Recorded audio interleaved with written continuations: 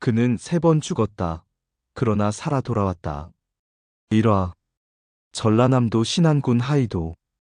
바람이 거센 남도 바다의 작은 섬에서 한 소년이 태어났습니다. 1924년 김대중. 그의 이름은 아직 아무도 몰랐지만 그의 눈빛만은 평범하지 않았습니다. 섬마을 아이들이 갯벌에서 뛰어놀 때 소년 김대중은 책을 읽었습니다. 가난한 집안이었지만 아버지는 늘 말했습니다. 공부해라. 지식이 너를 살릴 것이다. 그 말을 가슴에 새긴 소년은 남들보다 2배로 책을 읽었습니다. 한문, 역사, 철학. 어린 나이에도 세상의 이치를 깨우치고 싶었습니다. 14살 목포로 나온 김대중은 목포 상업학교에 입학합니다. 하지만 학비를 벌기 위해 낮엔 일하고 밤에 공부했습니다. 부두에서 짐을 나르고 신문을 팔며 때론 굶주림을 참아가며 학교에 다녔습니다. 친구들은 물었습니다. 왜 그렇게까지 해가며 공부하느냐? 그는 대답했습니다. 나는 이 나라를 바꾸고 싶습니다. 졸업 후 그는 해운회사에 취직했지만 마음속엔 늘 더 큰 꿈이 있었습니다. 일제강점기 말 조선은 억눌려 있었고 사람들은 희망을 잃어가고 있었습니다. 하지만 청년 김대중의 가슴 속에선 불꽃이 타올랐습니다. 언젠가 이 나라에도 자유가 올 것이다. 그리고 나는 그 자유를 위해 싸울 것이다. 해방이 찾아왔습니다. 1945년 8월 15일 김대중은 목포거리에서 환호하는 사람들 속에 서 있었습니다. 21살의 청년. 그는 이제 무엇을 해야 할지 알았습니다. 정치입니다. 국민을 위한 정치, 진실을 말하는 정치. 그것이 자신의 길이라고 믿었습니다. 하지만 해방 이후에 한반도는 혼란스러웠습니다. 좌우 대립, 분단의 그림자, 그리고 한국전쟁. 김대중은 전쟁 중에도 신문사에서 일하며 국민들에게 진실을 전하려 애썼습니다. 그는 언론인으로서 부정과 불의를 고발했고 가난한 사람들의 목소리를 대변했습니다. 전쟁이 끝난 뒤 한국은 재건의 시기를 맞았습니다. 하지만 독재와 부패가 싹트기 시작했습니다. 김대중은 더 이상 참을 수 없었습니다. 1954년 그는 정치에 정식으로 입문합니다. 목포에서 국회의원 선거에 출마했지만 낙선했습니다. 하지만 그는 포기하지 않았습니다. 한 번의 실패는 끝이 아니다. 진실은 언젠가 승리한다. 바다를 바라보며 자란 소년. 가난 속에서도 책을 놓지 않았던 청년. 그는 이제 한국 민주주의의 역사를 쓰기 시작합니다. 거센 파도가 몰아쳐도 바람은 멈추지 않듯이 김대중의 신념도 멈추지 않을 것입니다. 목포의 청년은 이제 한국 현대사의 중심으로 걸어 들어갑니다. 2화 1960년 4월 한국은 들끓고 있었습니다. 이승만 독재 정권에 맞서 학생들이 거리로 나섰습니다. 419혁명. 김대중은 그 함성 속에서 희망을 보았습니다. 국민의 힘이 독재를 무너뜨릴 수 있다. 그는 더욱 확신했습니다. 민주주의는 국민으로부터 나온다는 것을. 1961년 5월 국회의원에 당선된 김대중. 하지만 기쁨도 잠시 군사 쿠데타가 일어났습니다. 박정희 소장이 이끄는 군부가 권력을 장악했고 국회는 해산되었습니다. 김대중은 분노했습니다. 총칼로 권력을 잡은 자들이 어찌 국민을 대표한단 말인가. 하지만 그의 목소리는 묻혔습니다. 군사정권은 경제 발전을 내세웠지만 그 이면에는 인권 탄압과 민주주의의 후퇴가 있었습니다. 김대중은 다시 국회의원이 되어 야당 지도자로 떠올랐습니다. 그는 국회에서 거침없이 독재를 비판했습니다. 경제 성장이 곧 국민의 행복은 아닙니다. 자유 없는 번영은 감옥 속의 풍요일 뿐입니다.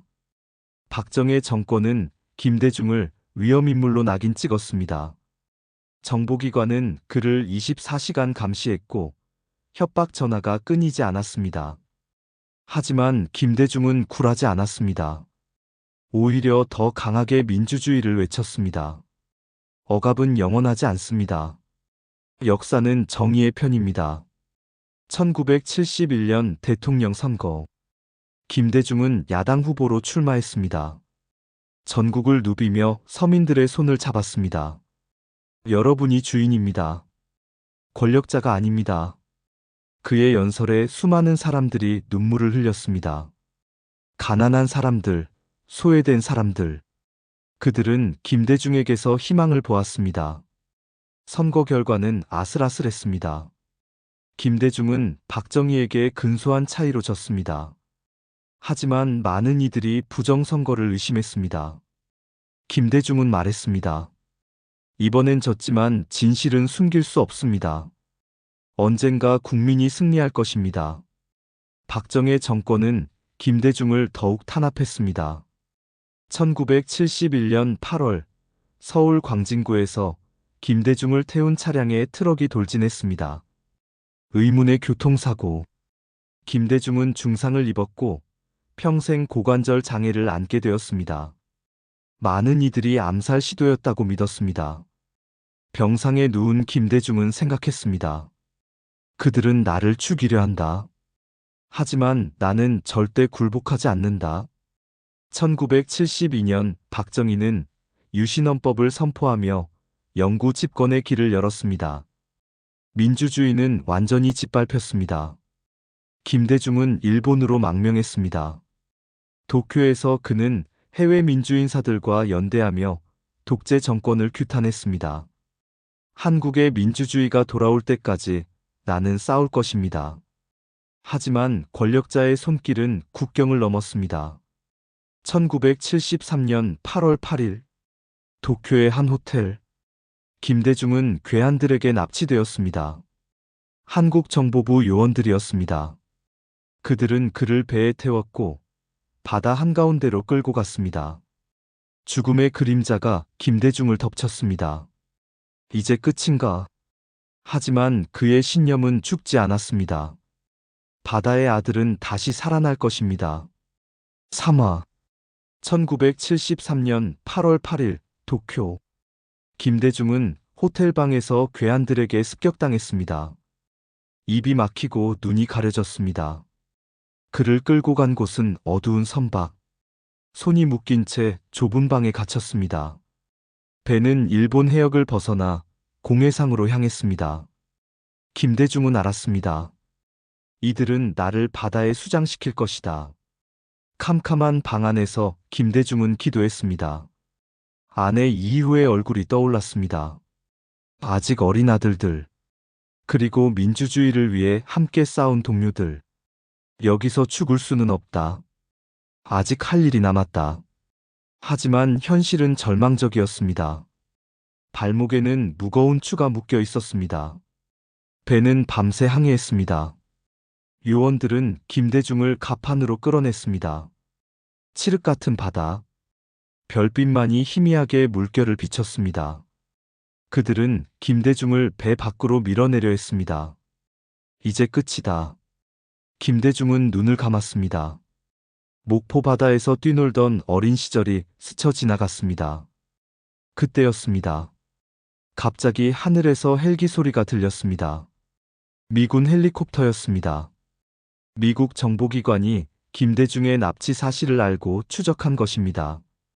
헬기는 선박 위를 맴돌며 강한 불빛을 비췄습니다. 요원들은 당황했습니다. 그들은 김대중을 다시 선실로 끌고 들어갔습니다. 죽음의 순간에서 기적적으로 살아난 것입니다. 배는 급히 한국으로 방향을 틀었습니다. 며칠 뒤 김대중은 서울 자택 앞에 내려졌습니다. 납치된 지 닷새 만이었습니다. 온몸은 멍투성이었고 정신은 혼미했습니다. 아내 이희호는 남편을 부둥켜 안고 울었습니다. 당신이 살아 돌아왔어요. 기적이에요. 김대중은 떨리는 목소리로 말했습니다. 나는 죽지 않았소. 아직 싸워야 합니다. 도쿄 납치 사건은 국제적인 파문을 일으켰습니다. 일본 정부는 한국 정부에 강력히 항의했고 미국도 우려를 표명했습니다. 하지만 박정희 정권은 관여를 부인했습니다. 김대중은 가택연금 상태에 놓였습니다. 집 밖을 나갈 수 없었고 누군가를 만날 수도 없었습니다. 하지만 김대중의 마음속에는 더 강한 불꽃이 타올랐습니다. 죽음을 두려워하지 않는다면 세상은 바뀐다. 그는 가택연금 중에도 글을 썼습니다. 민주주의에 대한 신념, 독재에 대한 저항, 그리고 국민에 대한 사랑. 그의 글은 몰래 외부로 전해졌고 사람들은 그의 투쟁에 감동했습니다. 1976년 김대중은 제야 인사들과 함께 3.1절 민주구 국선언을 발표했습니다. 유신 독재를 정면으로 비판한 선언문이었습니다. 정권은 즉각 김대중을 체포했습니다. 그는 법정에 섰고 징역 5년형을 선고받았습니다. 법정에서 김대중은 외쳤습니다. 역사는 우리를 기억할 것입니다. 독재자가 아니라 민주주의를 위해 싸운 우리를. 감옥 안에서도 김대중은 희망을 잃지 않았습니다. 좁은 독방, 고독한 시간. 하지만 그는 책을 읽고 사색했습니다. 이 고통도 언젠가 끝날 것이다. 그리고 새로운 시대가 올 것이다. 밖에서는 아내 이희호가 남편의 석방을 위해 동분서주했습니다. 국제사회에 호소하고 인권단체들과 연대했습니다. 1979년 10월 26일 박정희가 암살되었습니다. 한국은 다시 혼란에 빠졌습니다. 김대중은 감옥에서 소식을 들었습니다. 드디어 유신 독재가 끝났다. 이제 민주주의가 올 것이다. 하지만 그의 기대는 곧 무너졌습니다. 또 다른 군사 쿠데타가 일어났기 때문입니다. 전두환. 새로운 독재자가 등장했습니다. 김대중의 고난은 끝나지 않았습니다. 사화. 1980년 5월. 한국은 다시 군합발 아래 짓밟혔습니다. 전두환의 신군부는 계엄령을 선포하고 민주인사들을 체포했습니다. 김대중도 다시 구속되었습니다. 혐의는 내란 음모죄. 터무니없는 죄목이었지만 군사법정은 사형을 선고했습니다. 사형수 김대중. 그는 다시 한번 죽음 앞에 섰습니다. 독방 안에서 김대중은 죽음을 준비했습니다. 유서를 썼고 가족들에게 마지막 편지를 남겼습니다. 나는 민주주의를 위해 싸우다 가는 것이니 슬퍼하지 마시오. 내 죽음이 헛되지 않기를 바랍니다. 하지만 그의 마음 한구석에는 여전히 희망이 남아 있었습니다. 국민은 진실을 알고 있다. 언젠가 정의가 승리할 것이다. 국제사회가 들끓었습니다. 미국, 일본, 유럽의 인권단체들이 김대중의 사형 집행을 중단하라고 압박했습니다. 교황청도 구명운동에 나섰습니다. 전두환 정권은 국제적 고립을 우려했습니다. 결국 사형은 무기징역으로 다시 20년형으로 감형되었습니다. 김대중은 또 한 번 죽음을 넘겼습니다. 감옥 생활은 혹독했습니다. 좁은 방, 형편없는 음식, 그리고 무엇보다 고독. 하지만 김대중은 꺾이지 않았습니다. 그는 매일 책을 읽었습니다. 역사, 철학, 정치학. 특히 간디와 링컨의 삶을 공부했습니다. 비폭력으로 세상을 바꾼 사람들. 나도 그들처럼 신념을 지켜야 한다. 밖에서는 아내 이희호가 끝없이 싸웠습니다. 전국을 돌며 남편의 억울함을 알렸고 외국 기자들을 만나 진실을 전했습니다.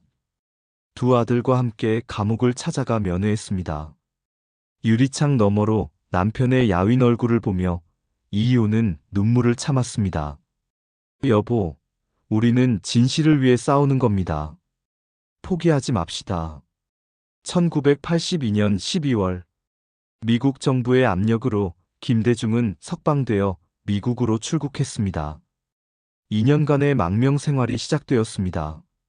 하버드 대학, 조지타운 대학 등에서 연구하며 민주주의 이론을 더욱 깊이 공부했습니다. 해외 한인들과 만나며 한국의 민주화를 위해 목소리를 높였습니다. 독재는 영원하지 않습니다. 국민의 힘이 승리할 것입니다.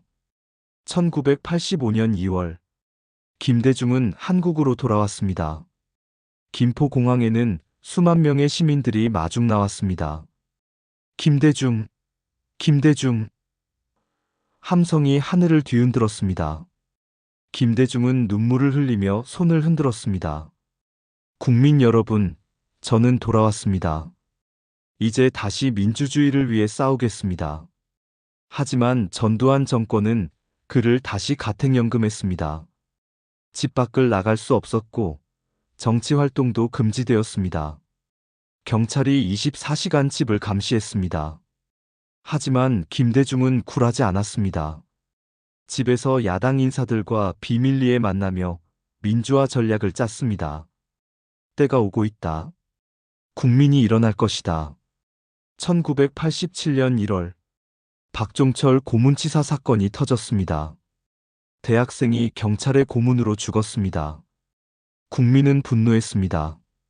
4월에는 전두환이 호원 조치를 발표했습니다. 민주화를 거부한 것입니다.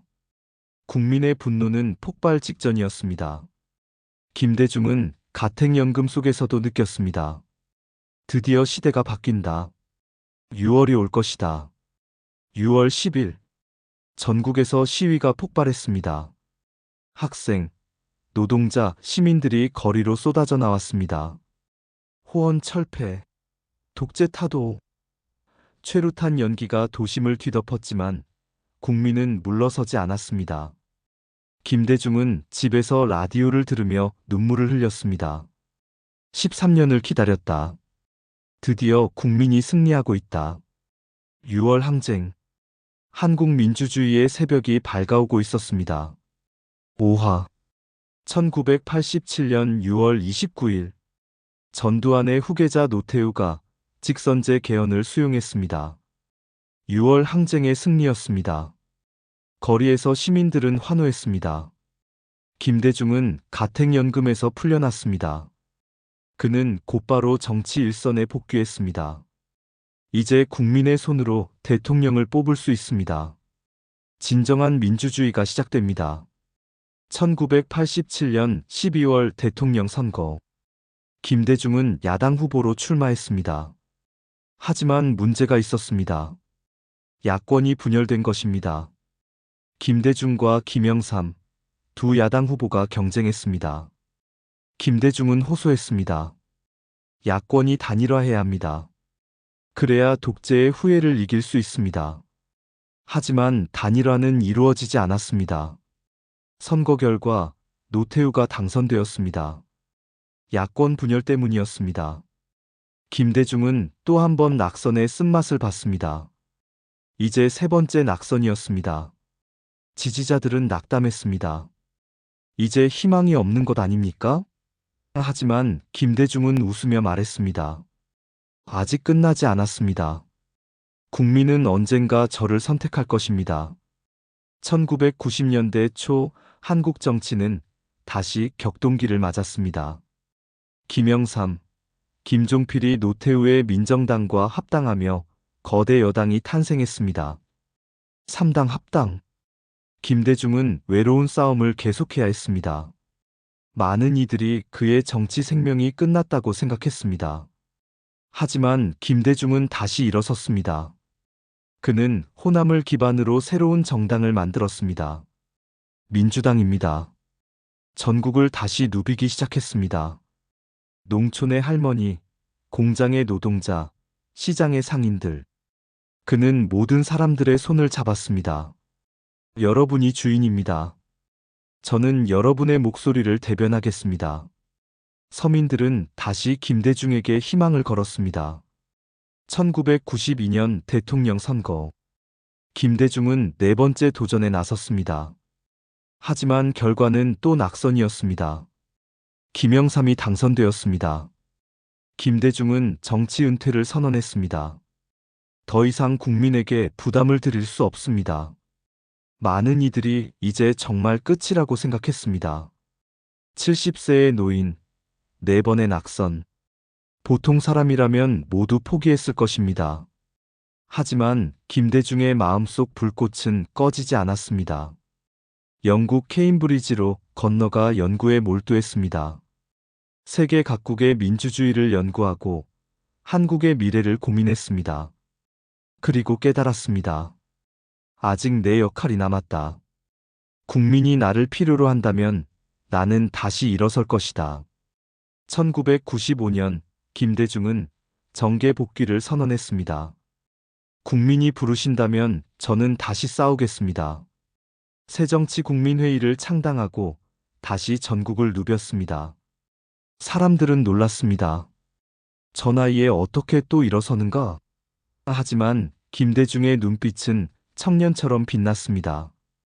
포기하지 않는 것, 그것이 민주주의입니다. 1997년 한국은 IMF 외환위기를 맞았습니다. 경제가 무너지고 실업자가 쏟아졌습니다. 국민은 절망했습니다. 그해 12월 대통령 선거가 치러졌습니다. 김대중은 5번째 도전에 나섰습니다. 이번에는 김종필과 연대했습니다. DJP 연합, 전략적 선택이었습니다. 선거운동 내내 김대중은 외쳤습니다. 경제를 살리겠습니다. 국민과 함께 다시 일어서겠습니다. 그의 목소리에는 절박함과 진정성이 담겨 있었습니다. 국민은 변화를 원했습니다. 실패한 과거가 아니라 새로운 미래를. 12월 18일 밤 개표방송이 시작되었습니다. 숫자가 올라갔습니다. 김대중이 앞서고 있었습니다. 그리고 마침내 당선이 확정되었습니다. 73세의 김대중, 마침내 대통령이 되었습니다. 6화 1997년 12월 18일 밤 개표 결과가 나왔습니다. 김대중 당선. 전국에서 환호가 터져 나왔습니다. 특히 호남에서는 사람들이 거리로 쏟아져 나와 울고 웃었습니다. 우리가 이겼다. 드디어 이겼다. 40년을 기다린 승리였습니다. 김대중은 지지자들 앞에 섰습니다. 눈물이 흘러내렸습니다. 국민 여러분, 감사합니다. 3번 실패했습니다. 죽음의 문턱을 3번 넘었습니다. 하지만 포기하지 않았습니다. 그리고 여러분도 저를 포기하지 않으셨습니다. 그의 목소리는 떨렸지만 힘이 있었습니다. 이제 여러분께 보답하겠습니다. 하지만 기쁨도 잠시, 현실은 가혹했습니다. IMF 외환위기. 나라가 부도 직전이었습니다. 외환 보유고는 바닥났고 기업들이 줄줄이 무너졌습니다. 실업자가 하루에도 수천 명씩 쏟아졌습니다. 가장들이 거리로 내몰렸고 가족들이 뿔뿔이 흩어졌습니다. 김대중은 취임도 하기 전에 무거운 짐을 떠안았습니다. 당선자 신분으로 김대중은 경제팀을 꾸렸습니다. 밤낮 없이 대책을 논의했습니다. IMF에서 구제금융을 받아야 했습니다. 굴욕적이었지만 살아남기 위해서는 어쩔 수 없었습니다. 김대중은 결심했습니다. 이 위기를 기회로 만들어야 한다. 경제 구조를 완전히 바꿔야 한다. 1998년 2월 25일 김대중의 취임식. 차가운 바람이 불던 날이었습니다. 대통령 선서를 하며 김대중은 다짐했습니다. 국민과 함께 이 위기를 극복하겠습니다. 취임사에서 그는 눈물로 호소했습니다. 국민 여러분, 우리 함께 힘을 합칩시다. 반드시 다시 일어설 수 있습니다. 국민에게 금모으기 운동을 호소했습니다. 나라를 살립시다. 놀랍게도 전국에서 금부치가 모여들었습니다. 할머니들이 평생 모은 금반지를, 새댁들이 결혼반지를 내놓았습니다. 350만 명이 참여해 227톤의 금을 모았습니다. 김대중은 감격했습니다. 이것이 우리 국민의 힘입니다. 개혁은 고통스러웠습니다. 부실 기업을 정리하고 금융 시스템을 개혁했습니다. 구조조정으로 수많은 사람들이 일자리를 잃었습니다. 김대중은 매일 밤 잠을 이루지 못했습니다. 내 결정으로 사람들이 고통받는다. 하지만 멈출 수 없었습니다. 나라 전체를 살리기 위해서였습니다. 동시에 사회 안전망을 만들었습니다. 실업급여를 확대하고 공공근로 사업을 시작했습니다. 노숙자 쉼터를 늘리고 무료급식소를 열었습니다. 고통은 함께 나누어야 합니다. 약한 사람들을 버려서는 안 됩니다. 김대중은 서민 대통령의 면모를 보였습니다. 벤처기업 육성에도 힘썼습니다. IT 산업을 미래 성장 동력으로 삼았습니다. 코스닥 시장을 활성화하고 젊은 창업가들을 지원했습니다. 위기는 기회입니다. 새로운 산업으로 도약해야 합니다. 한국은 점차 디지털 강국으로 발돋움했습니다. 대북 정책도 과감했습니다. 햇볕 정책. 북한을 적이 아니라 화해와 협력의 대상으로 봐야 합니다. 보수 진영은 강하게 반발했습니다. 빨갱이 대통령. 하지만 김대중은 흔들리지 않았습니다. 평화 없이는 진정한 번영도 없습니다. 1998년 금강산 관광이 시작되었습니다. 분단 이후 처음으로 민간인이 북한 땅을 밟았습니다. 배를 타고 금강산에 간 사람들은 눈물을 흘렸습니다. 우리 땅, 우리 산. 이산 가족들은 희망을 품었습니다. 언젠가 만날 수 있겠구나. 김대중은 더 큰 그림을 그리고 있었습니다. 남북 정상회담. 분단 55년 만에 남북의 지도자가 만나는 것. 역사적인 순간을 준비했습니다. 비밀 접촉이 시작되었고 북한도 화답했습니다. 2000년 6월로 정상회담 날짜가 잡혔습니다. 국내에서는 여전히 비판이 쏟아졌습니다. 북한에 속는 것 아니냐? 퍼주기 아니냐? 하지만 김대중은 믿었습니다. 대화하지 않으면 아무것도 바뀌지 않습니다. 평화는 용기 있는 자의 것입니다. 그는 평생 신념을 지켜온 사람이었습니다. 이번에도 포기하지 않을 것입니다. 경제는 서서히 회복되고 있었습니다. 1999년 한국은 플러스 성장을 기록했습니다. IMF 차입금을 조기 상환했습니다. 기적 같은 일이었습니다. 우리가 해냈습니다. 김대중은 국민에게 감사했습니다. 이것은 국민의 힘입니다. 여러분이 이룬 기적입니다. 3번의 낙선, 3번의 죽음.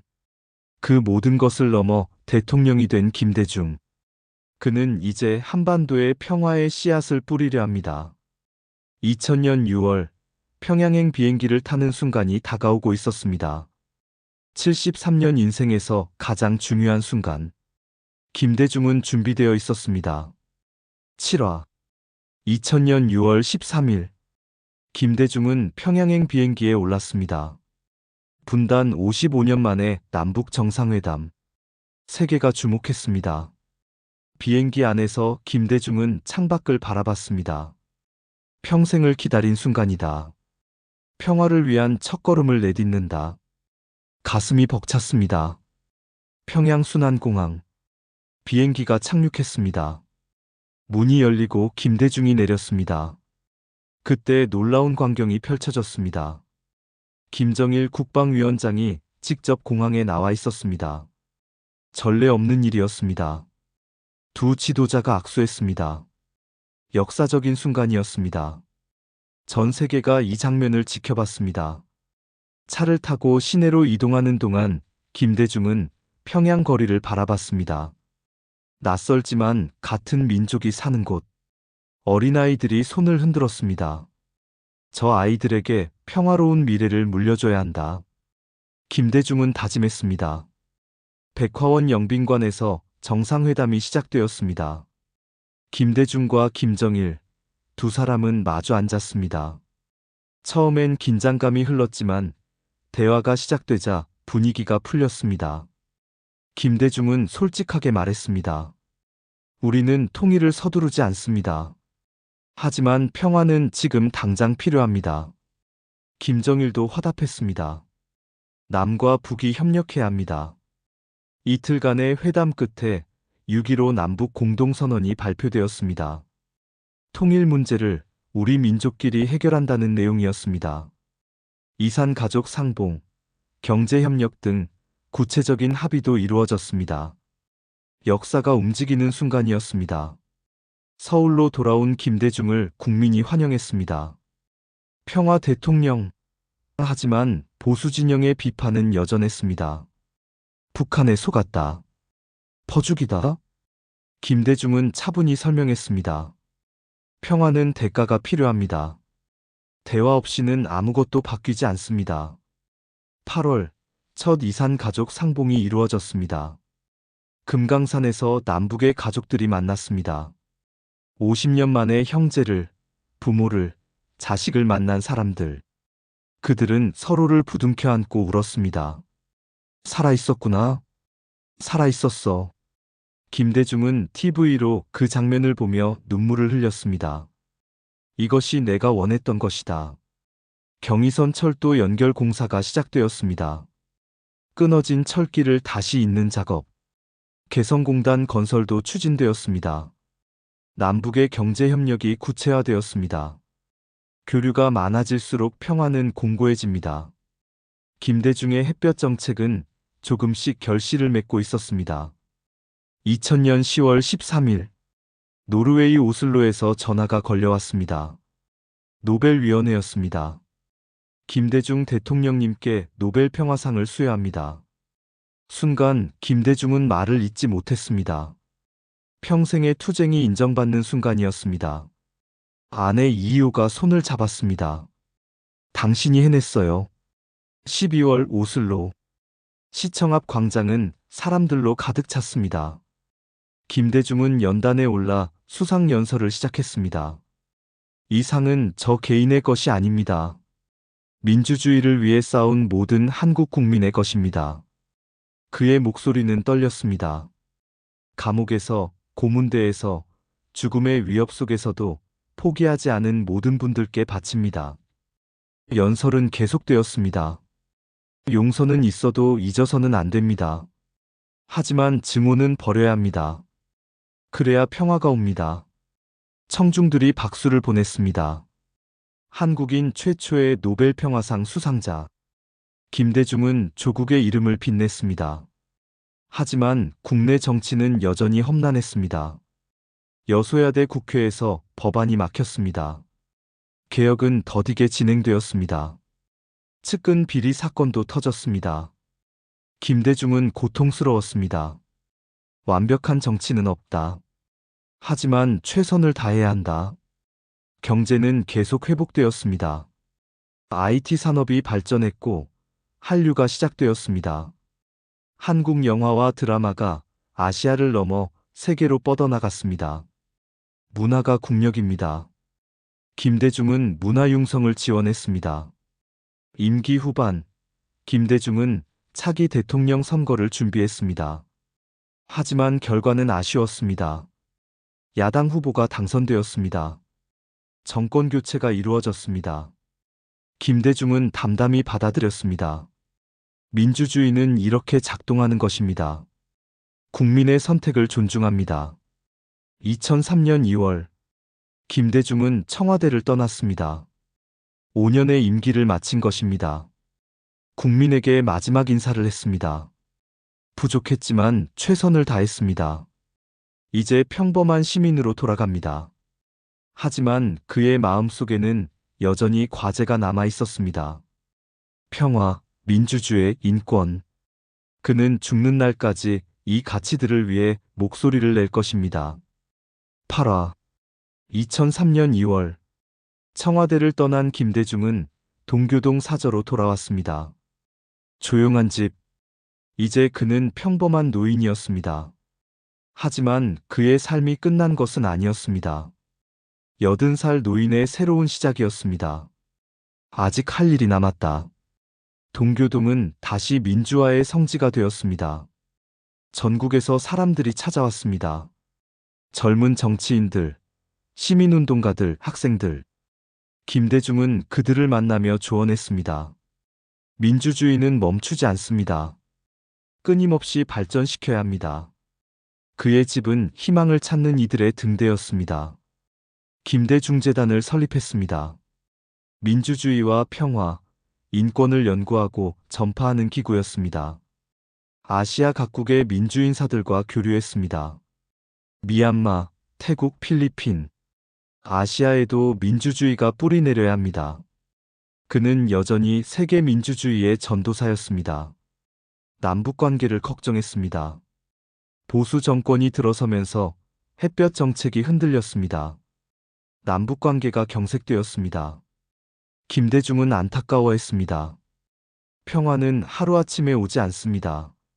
인내심을 가져야 합니다. 그는 계속 대화와 협력을 촉구했습니다. 2007년 10월 노무현 대통령이 두 번째 남북 정상회담을 위해 평양을 방문했습니다. 김대중은 TV로 그 장면을 봤습니다. 후배가 자신의 뜻을 이어가는 모습. 눈시울이 붉어졌습니다. 잘하고 있다. 평화의 길은 계속되어야 한다. 하지만 건강이 악화되었습니다. 폐렴으로 여러 차례 입원했습니다. 의사들은 걱정했습니다. 무리하지 마십시오. 하지만 김대중은 멈추지 않았습니다. 병상에서도 성명을 발표하고 면회객을 만났습니다. 시간이 많지 않다. 해야 할 말은 해야 한다. 2008년 보수 정권이 다시 집권했습니다. 김대중은 우려했습니다. 민주주의가 후퇴하는 것처럼 보였습니다. 언론이 위축되고 시민들이 거리에서 최루탄을 맞았습니다. 촛불 집회가 일어났습니다. 김대중은 시민들을 응원했습니다. 여러분이 민주주의를 지키는 힘입니다. 2009년 5월 노무현 전 대통령이 세상을 떠났습니다. 김대중은 충격을 받았습니다. 함께 민주주의를 위해 싸운 동지. 영결식에 참석해 눈물로 마지막 인사를 했습니다. 그대가 먼저 가는구려. 나도 곧 따라갈 것이요. 죽음이 가까이 다가온 것을 느꼈습니다. 7월, 김대중의 건강이 급격히 악화되었습니다. 세브란스 병원 중환자실에 입원했습니다. 가족들이 모여들었습니다. 아내 이희호가 손을 잡았습니다. 여보, 수고 많으셨어요. 김대중은 희미한 미소를 지었습니다. 당신과 함께해서 행복했어. 8월 18일 오후, 김대중의 심장이 멈췄습니다. 85년의 삶이 끝났습니다. 소식이 전해지자 전국이 슬픔에 잠겼습니다. 시민들이 병원 앞에 모여 울었습니다. 대통령님, 안녕히 가십시오. 추모 물결이 온 나라를 덮었습니다. 국장으로 치러진 장례식. 서울시청 앞 광장에는 수십만 명이 모였습니다. 영정사진 속 김대중은 온화하게 웃고 있었습니다. 국민의 아버지. 사람들은 그렇게 불렀습니다. 노인도, 청년도, 아이들도 눈물을 흘렸습니다. 국회의사당 앞 분향소에는 전직 대통령들, 정치인들, 각계 인사들이 줄을 이었습니다. 북한에서도 조문단을 보냈습니다. 세계 각국에서 애도 메시지가 쏟아졌습니다. 민주주의와 평화의 투사가 떠났다. 오바마 미국 대통령도 추모 성명을 발표했습니다. 8월 23일 국립서울현충원. 김대중은 그곳에 잠들었습니다. 비가 내렸습니다. 하늘도 우는 것 같았습니다. 이희호 여사가 관 앞에 섰습니다. 여보, 이제 쉬세요. 평생 고생하셨어요. 흙이관을 덮었습니다. 하지만 김대중의 정신은 죽지 않았습니다. 민주주의, 인권, 평화. 그가 평생 외친 가치들은 살아 숨쉬고 있습니다. 촛불혁명으로 이어졌고 남북 정상회담으로 계속되었습니다. 젊은 세대가 그의 뜻을 이어받았습니다. 오늘도 동교동 사저 앞에는 사람들이 찾아옵니다. 그를 기억하는 이들, 그에게서 배우려는 이들. 사저 벽에는 그의 말이 새겨져 있습니다. 행동하는 양심이 되라. 지나가는 사람들이 그 글귀를 읽습니다. 바다의 아들로 태어나 국민의 대통령이 된 남자. 3번의 죽음을 넘기고도 포기하지 않은 남자. 김대중. 그의 이름은 이제 역사가 되었습니다. 하지만 역사는 끝나지 않습니다. 바람이 멈추지 않듯이 그의 신념도 계속됩니다. 우리는 묻습니다. 당신은 포기하지 않았습니까? 어려움 앞에서 주저앉지 않았습니까? 김대중은 우리에게 답합니다. 포기하지 마십시오. 바람은 멈추지 않습니다. 희망도 멈추지 않습니다. 그의 목소리가 오늘도 우리 곁에 울려 퍼집니다. 바람은 멈추지 않는다. 김대중의 길은 계속된다.